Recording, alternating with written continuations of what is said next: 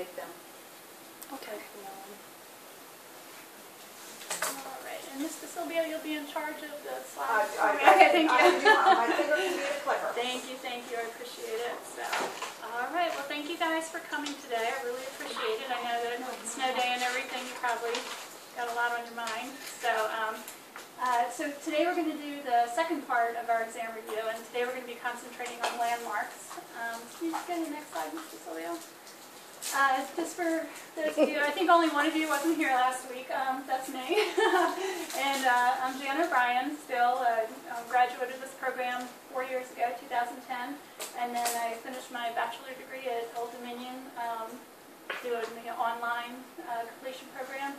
And I'm currently pursuing my master's, and that's why I'm giving this class. It's part of one of my classes. So, and thank you again for being here. So you can go to the next slide. Yeah, this is her again. We saw her last week. So basically, I just want to, establish the mood of the class. I want it to be interactive. I don't want you guys to be afraid to speak up. I think you guys were pretty involved last time we had the class. So, if you have any questions, you need me to stop, if you want to participate, I welcome that fully, and I really hope that you do. All right, so there he is, Dr. Kelly. So, I know that you guys all took the head and neck anatomy your first semester with Dr. Kelly, and then you said you've been doing some study groups on your own and everything, and then you guys are doing study lockdown for spring break, which sounds like so much fun. And anybody else do one of the review classes, or you guys did that? Yeah. Did you find that helpful?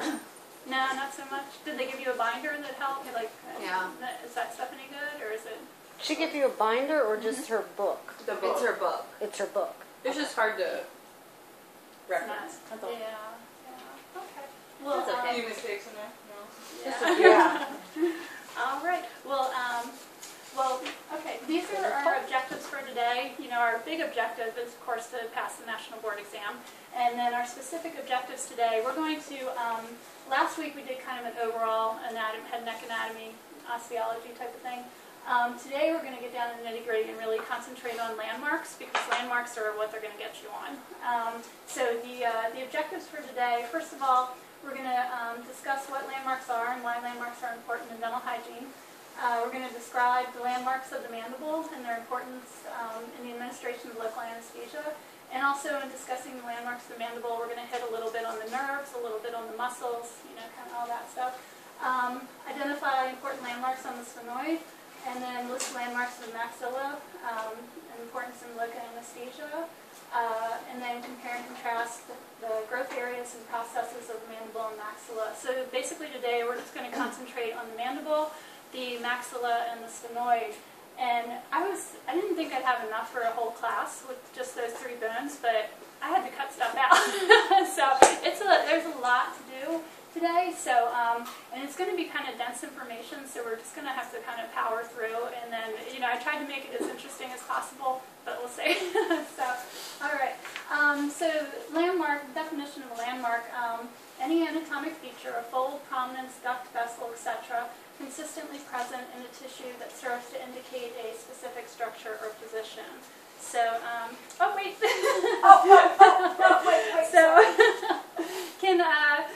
Can anyone think of an example of why we would want to use a landmark? Why would we want to use a landmark? I messed up. Who's the AB Club president? There we go. That's okay. So, can anybody think of a reason why we want to, learn landmarks, what use they are in dental hygiene? For giving injections. Thank you. Very good. Give her a cookie. They're very useful when we're giving injections. They're used in other fields besides dental hygiene. Orthodontics. They'll look for landmarks on radiographs, things like that. But for our purposes, I think the most important thing is local anesthesia. So. All right, next we can have that one. Okay. So, all right, and which injection is this? IA. Right. Okay, and name a landmark that we use for IA. The Raphael. Right, all of them. Yeah. Exactly. I think I heard. You're making her so proud. All right, we can go to the next slide. Okay, so So like I said, today we're going to focus on the mandible, and last week we learned that was part of the viscerocranium, and it's a single bone. Sphenoid was part of the neurocranium, also single, and then the maxillae, which are viscerocranium, and they are paired. And can anybody tell me what's unique about the mandible, besides it being, well, there's two single bones, but anybody know what's unique about the mandible as far as... Oh, it has no suture. It's the only bone without a suture. That's good, yeah, I didn't even think of that, but also, anybody think of it? That's it, it's mobile. It's, yeah, it's mobile. Which it's the articulating right. something. Articulating this. That's right, so we can go to the next slide. And then, okay, so just an overview. Here's the mandible, obviously, the maxilla, and then we've got the sphenoid back here. So, and Suture. we go to the next slide. And then just, again, the mandible, the lateral view, and the frontal view. And then the next slide. Which curves are they? The lateral view, when you're looking at the occlusion, Is it the speed? curve of speed. Ah, What's the curve of Wilson? What is the curve of speed? It's how you go from, it goes like this from Yeah, the maxillary, it's the right. anterior to posterior. And the curve of Wilson is the front or back view, looking at it like this left hand. That's the curve of Wilson. Wait, what? If you look at it from the back, it's that's his mandible. Ooh, who is I just thought that was a funny picture. Anyway, all right. So that's it. That basically outlines the mandible. And the next slide. Okay. So this basically shows us the mandible, and we've got, this is a combination of a lateral view and a medial view. And we can see the mandible actually has three components. It's the body, the ramus, and the alveolar process. So you can go to the next slide. And here we go again, the ramus, the body, and the alveolar process. So, and I thought this was an interesting slide or picture. It shows where most fractures take place on the mandible. And so it's kind of tied between the condyle, 30%, which I would guess more there because of the thinness of that area, and then the angle, which makes sense too, and then the body. I was reading the body actually gets fractured a lot in getting punched or car accidents too. So that's pretty interesting. And then the coronoid process, just 2% for that one. Okay. All right, so. We're going to start off, basically what I'm going to do, we're going to go through each slide, and each slide is going to represent one landmark. So the first one we have is a very easy one, the mental foramen. And the mental foramen, mental blood vessels and nerves for the lower lip and chin flow through here. And then we can go to the next slide. And so we'll just talk about nerves and blood vessels that run through it are the mental nerve, and branches of the inferior alveolar nerves, arteries and nerves. So you guys know that the mental nerve branches off of, you guys remember that? inferior alveolar. Which branches off of? The mandibular division of the trigeminal. Okay, thank you. Whoa. So next to her. Say that. Yeah. Right. So the trigeminal nerve is a very important nerve because you've got the mandibular nerve off of it, and then the maxillary nerve off of it, and then the ophthalmic. So the mental nerve branches off of the inferior alveolar, branches off of the mandibular. So the mental nerve, it supplies the skin of the lower lip and the chin, and the adjacent mucous membrane and buccal gingiva. Then you have the incisive nerve. So this is why you call it mental incisive nerve block, because you're getting both nerves at once. And that supplies the mandibular premolars, canine, incisor teeth, the pulponerve fibers, and the buccal gingiva. So, where the foramen's placed, it's slightly below where the body is divided into the alveolar process. So you've got the alveolar process is the top, and then the bottom is the body with the mental foramen almost just about in the middle. So we can go to the next slide. Okay, so, and you guys probably remember The landmarks for this injection are the mandibular premolars, mucobuccal fold, and the mental foramen. So the target area is the mucobuccal fold, just anterior to the mental foramen, where the mental nerve enters to join the incisive nerve. So, so you're basically going for the location between the two premolars, the atices of the two premolars. Okay, let me go to the next slide. Okay, so just a refresher, there's the incisive nerve and the mental nerve, and then we've got the mandibular nerve, and then we see the inferior alveolar and how that branches off. Just like your classmates said, very good. Okay, and, all right, and then we had the mental protuberance. Last week we saw a picture of Reese Witherspoon saying that she had a very prominent mental protuberance. So all it is just the point of the chin, basically. And next slide. Okay, so we've got the submandibular and sublingual fossa, and it's pretty neat because if you think about it, it's got these depressions, and then the salivary glands just sit right in there. So obviously it's going to be the submandibular and the sublingual salivary glands. Does anybody know the third salivary gland? Parotid. Parotid, very good. You guys are on top of it. Okay, and then the mylohyoid line, and basically that's just that's right here, and that's just an attachment for the mylohyoid muscle. So far we've got the mental foramen, the mental protuberance, and then the mylohyoid line. Okay. All right, and then the mylohyoid groove. Obviously, it's right by the line, so it's well, not too far away. And that's the passage of the mylohyoid nerve and the vessels to the mylohyoid and anterior gastric muscles. And the next one. Okay, and then now we're getting into some real landmarks. The coronoid process right here, and that's the right here, and that's the attachment for the temporalis muscle, which is a muscle of mastication. And the next one. Okay, the coronoid notch. I'm sorry, this is what I was thinking of before. This is kind of where you put your thumb when you're doing the IA.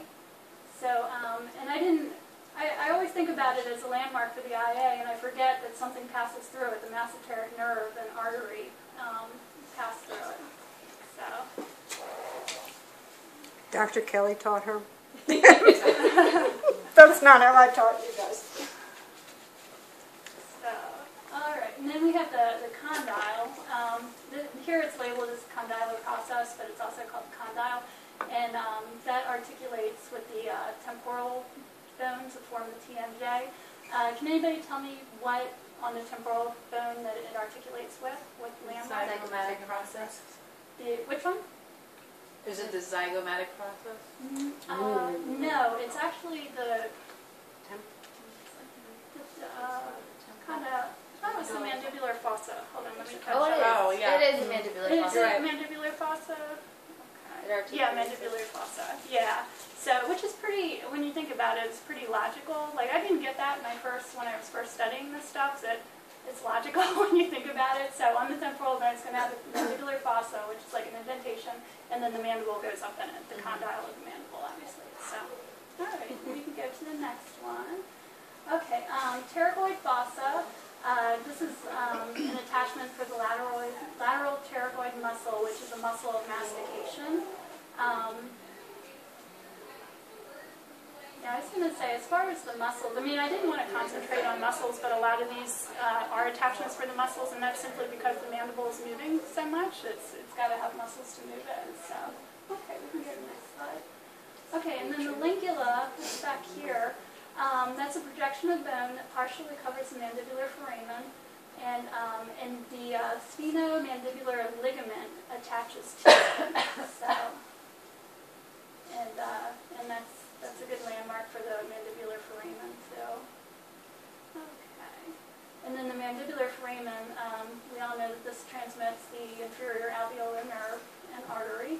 And tell me again what the IA branches off of. Trigeminal? Trigeminal. Well, yeah, the mandibular division of the trigeminal. Trigeminal. Right. Okay. Let me go to the next one. that V3? Right, V3, yeah, because trigeminal is the fifth, it's fifth cranial nerve, and then B1 is ophthalmic, Ophthalmic. B2 is maxillary, and B3 is mandibular. So you guys are going to be especially interested in B2 and B3. So, and then here's just a drawing with, we've got the mental nerve up here, and then we trace it back, and here's the inferior alveolar, and then we've got the lingual nerve, and I don't see the buccal. But, so this just gives you an idea, like here's Coming over there. Is it over? It's this big. Oh, yeah. Oh, here it is. Okay, here it is. Thank you. Yeah, so you can see the proximity of the three of them. So when you're doing, you know how you do your IA and then you pull out and you do the lingual nerve at the same time, or the buccal nerve at the same time. So, okay, that just gives you an idea. Oh, yeah, So I'm that's sorry, okay, trigger that's happy. okay. We're just going to talk more about the IA. And so for the IA, you guys pretty much know this, it anesthetizes the 8 mandibular teeth in the quadrant from the third molars to the central incisors, and it includes the buccal gingiva only from the mandibular second premolar to the midline. So what do we anesthetize to? Long buccal. What's that? Long buccal. Right, long buccal, yeah. And then the landmarks are the coronoid notch, the internal oblique ridge, the pterygomandibular raphe, occlusal plane of the mandibular teeth. And then we said the horizontal line of the coronoid notch, the deepest part of the raphe, about 3/4 distance from the ramus anterior border. So that's kind of when you go in and you put the needle in and then you take it halfway. Remember, is that What's about that go? 3/4 of the way? You're when you do the IA, you Yeah. place the needle, you go, what is it, halfway back? Is Yes. that? Yes, it is. You guys know what I'm Coronoid talking about? notch. Yeah. Anyway, To the get too much raphe into and then that. halfway back. Right. So that's why you're doing that to get the 3/4 placement. So, okay, we can get the next one. And then there we are again, just another shot of the shot. So, okay. Okay, and the raphe, it's obviously not included with the bones because why? Tissue. It's a ligament. So, yeah, it's ligamentous tissue. So, but it's still a landmark. And we can go to the next one. Okay, so the external oblique line is right here, and the internal oblique line isn't labeled on here, but it would be here. And It's different from the mylohyoid line? The yes. internal? Okay. Mhm. Yeah, the internal oblique line is different because the internal oblique line and the external oblique line are the borders of the retromolar triangle. Gotcha. So here's the triangle. So the It's right internal there will be here, above and the it. external is like right outside there. Gotcha. Yeah. So, okay, next slide. And this is, like I said, the retromolar triangle. Lateral margin is external oblique line, and the medial margin is the internal oblique line. So right here is about where it would be, or here. Okay.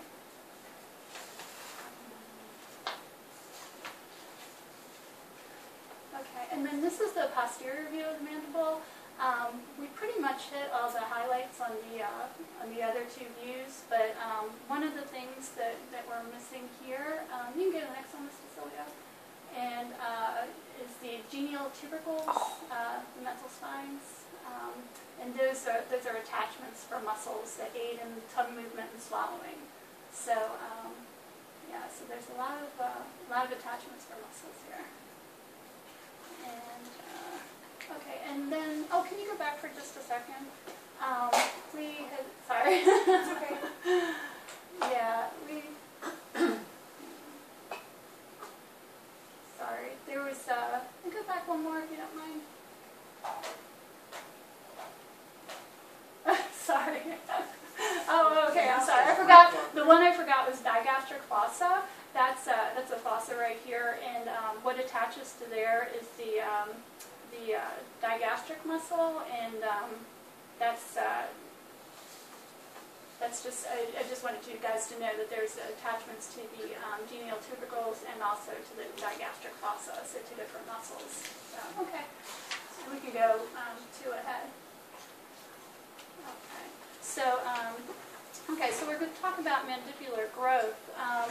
Basically, growth takes place in the alveolar process in the body, which both increase in width and height. So the mandible is going to get wider and higher with the growth in the body and the alveolar process. Now, the way the mandible grows back is what happens is the ramus, the posterior part of the ramus, the bone is added to it, and bone is broken down off the anterior part. So that's how it's going to get longer. So does anybody remember the types of cells that would be done? There's osteoclast destroy, osteoblast Build. build. D for build, yeah. So the osteoblasts are going to be building cells at the end of the ramus, the posterior portion, and the osteoclasts are going to be breaking down at the other end.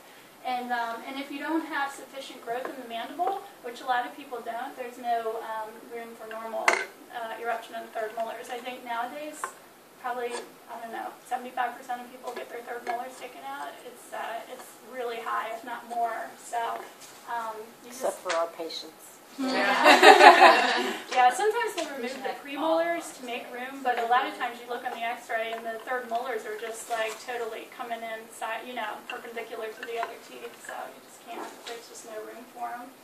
So, okay. And, so like we said, the body grows in width and height, and the alveolar process also grows in width and height. And then the ramus, the osteoblast would be working here on the posterior border of the ramus, and then the osteoclast would be breaking down bone on the anterior border, so it would just get longer and longer and longer. So, okay, we can go to the next slide. So, and here's an example of abnormal bone growth, the mandibular tori. I read two explanations for it. They really don't know why completely, but they say it's either genetic or it could be because of bruxism, which I couldn't find a good explanation for that. Have you ever heard that before? Yeah, but mostly on the buccal.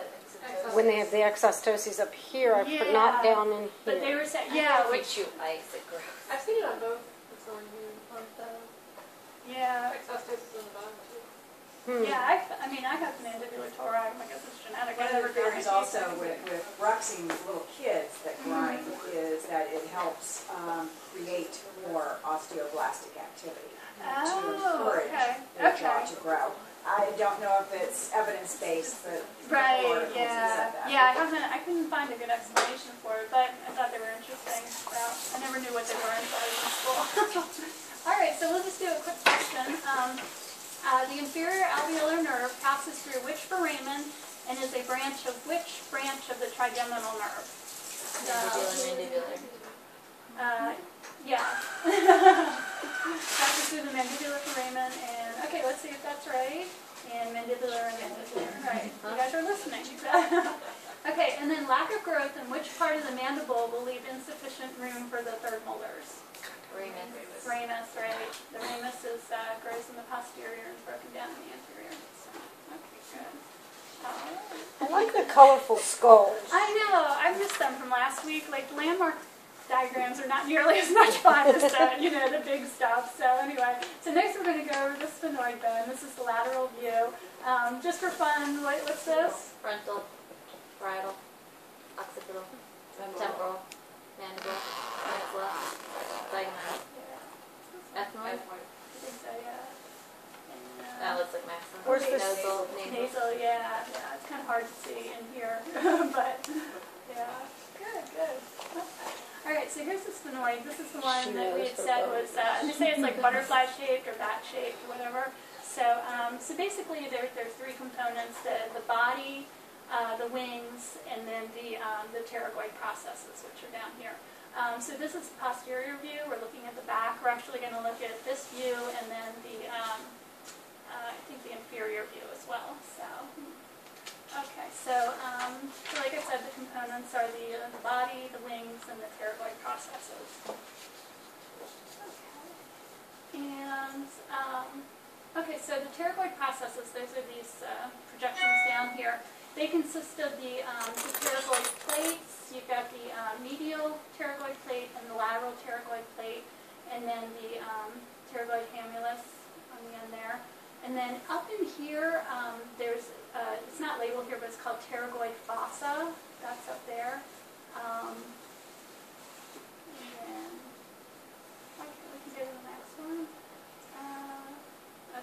pterygoid fossa. This is the origination of two pairs of mastication muscles which move the jaws. So right in here is where they would connect. And the next slide. Okay, superior orbital fissure. So much runs through here, but if you notice, it's all pretty much related to the eyes. They've got it's a huge opening, so it transmits the superior and inferior divisions of the oculomotor nerve, the trochlear nerve, lacrimal, frontal, nasociliary branches of the ophthalmic nerve, the abducens nerve, superior and inferior divisions of the ophthalmic veins. So there's a lot going through there, but it's mostly to do with the eyes. And then here's the superior view, and we studied a little bit of this last week. We did the sella turcica, I know, but we can get to the next slide. And there's also actually a lot of foramen or foramina on this bone. So we've got the sella turcica, which we said is Turkish chair, and this is the pituitary gland sits in the depression here, which is the master gland of the body. And does anybody remember what this fossa is called?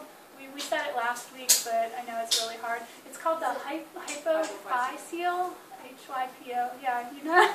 Yeah. So that sits right in here, the hypophyseal fossa and the pituitary gland.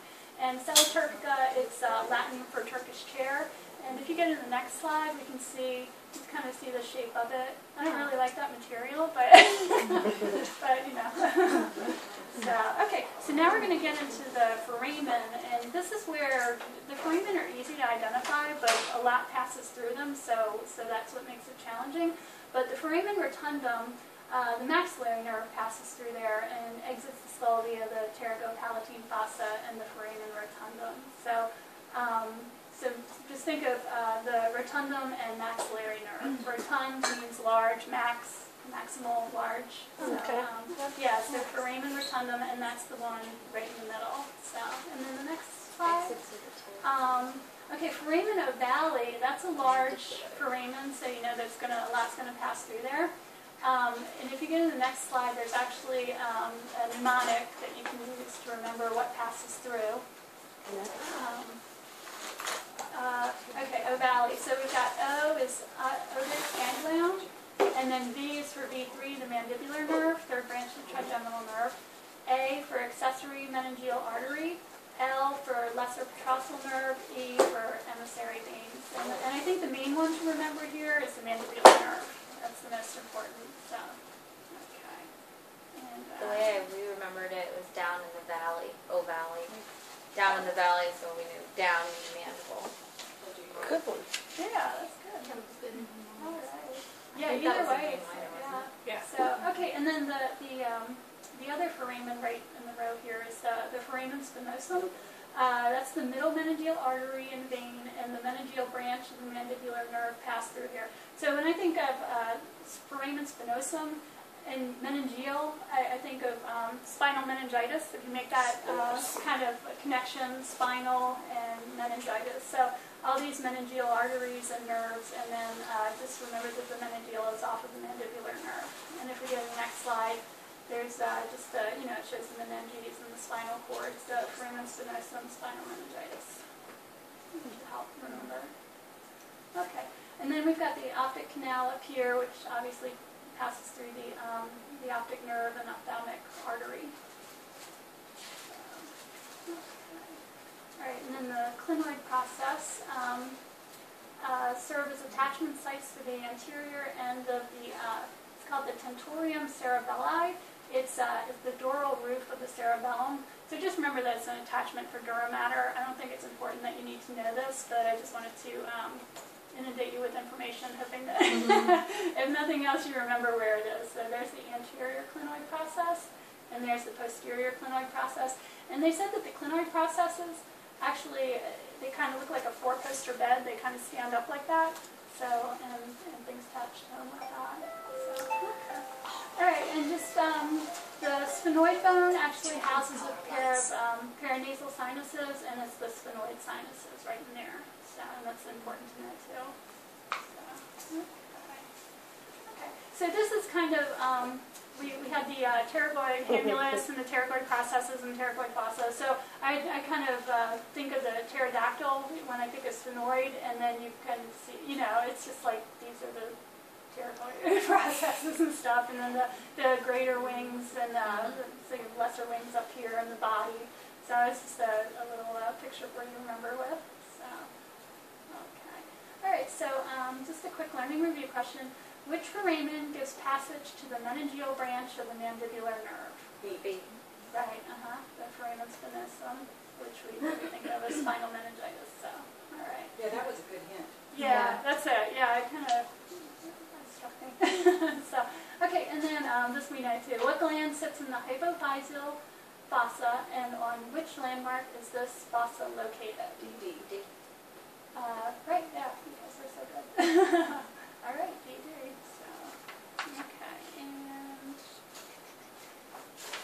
So, okay, so moving right along to the maxilla, and it's just a frontal view, and maxilla is a paired bone, so it's another one with a lot of landmarks. Okay, so the maxilla basically consists of the body and then 4 processes. We've got the frontal process, which means the frontal bone, zygomatic process, which means zygomatic bones, alveolar processes, which forms the sockets for the upper teeth, and then palatine process is the horizontal part of the hard palate. So if we're looking at a lateral view of maxilla, which processes do you think you'd be able to see, and which wouldn't you be able to see? We'll be able to see the palatine. Right, yeah. You'd be able to see the frontal, the zygomatic, and the alveolar from the side, but the palatine process you're going to need an inferior view for it. Okay. And then here's the lateral view. So we've got the frontal process here, and then we've got the alveolar process with teeth, and then the zygomatic process. So, okay, we can get to the next one. And we can go to the next one. Yeah. Okay, so the anterior nasal spine. This is actually a landmark that they use in the lateral head radiographs for orthodontics. So this is an example of a radiographic landmark versus one for local anesthesia. And next one. And then the canine eminence and fossa, which are landmarks for the ASA. So this is the canine eminence, and then the fossa. They look kind of way back here. And I was looking at some pictures, and I think it was, some of the diagrams show it up a little bit, but it is further back than you would think. So it's right in this area. So, and next, okay. So, yeah, so I just included this for the ASA, MSA, PSA. So you've got, this is a good picture of the post, middle, and superior alveolar.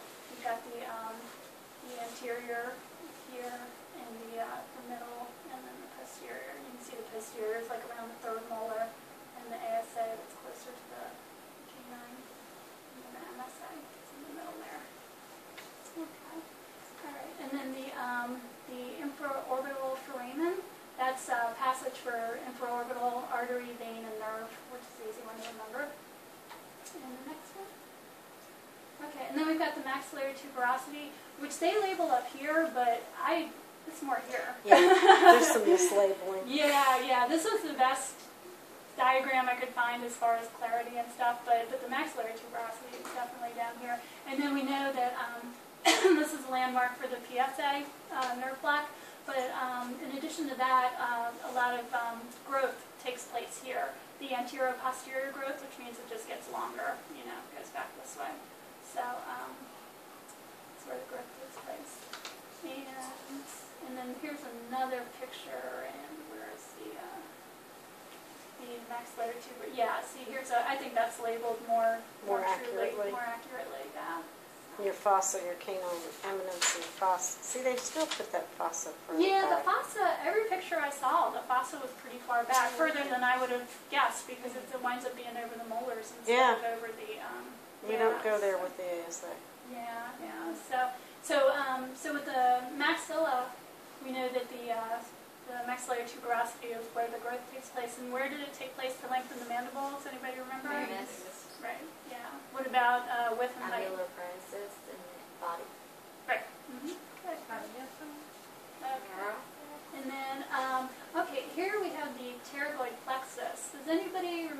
significance of that? PSA. Hematoma. Exactly. Hematoma. That's the one that scares you. Yeah, the pterygoid plexus, really the probably worst thing that can happen with a maxillary injection, well, I don't know if it's the worst, but is a hematoma, because if you don't aspirate correctly and you puncture one of the veins, then it's going to bleed into the skin and you could wind up with a shiner. And I was actually reading the posterior superior alveolar artery is actually the worst one, because the arteries, the blood pumps through, and if you actually puncture that, you'll have a worse hematoma than the pterygoid plexus. But because this is so large, you have more of a chance of hitting this than the other. So, okay, next.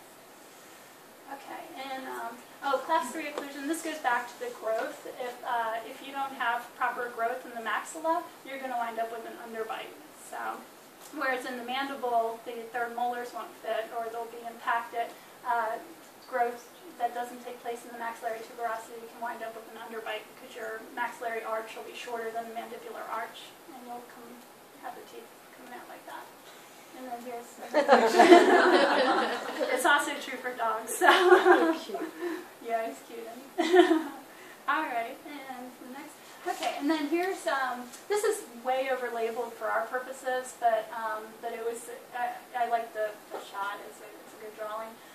So anyway, what was the process that we said that we wouldn't see on the lateral view? Right. And palatine process, what is that part of? The hard palate, right. And what's the other part?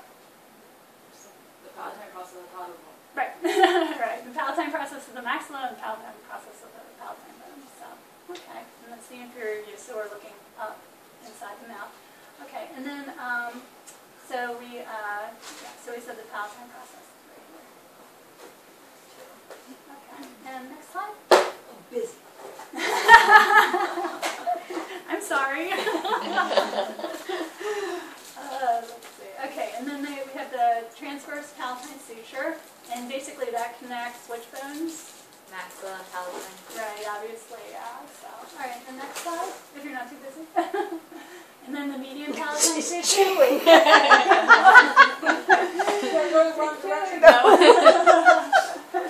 And here's the median palatine suture, and that goes just down the middle of the two maxilla and the palatine bones, and this actually is where more growth takes place in the maxilla. So the maxilla, we've got 2 places of growth. We've got the maxillary tuberosity, and then we've got the median palatine suture.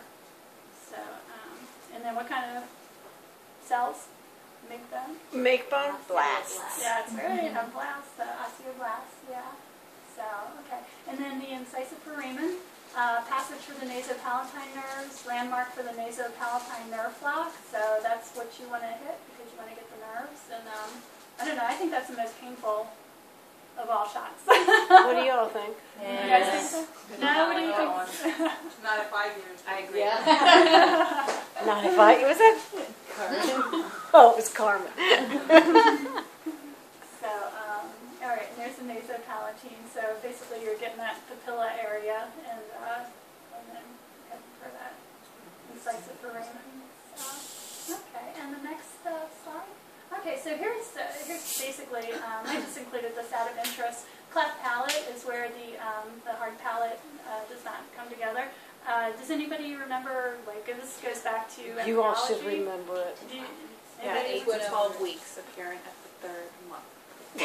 Well, I got between 7 and 11, so that's pretty close. Yeah, and the earlier it occurs, the more likely the entire palate will be cleft.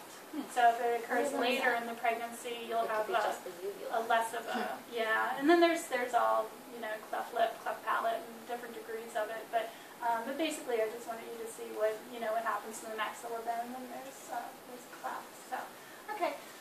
Where does lateral growth take place in the maxilla? And median palatine suture. It's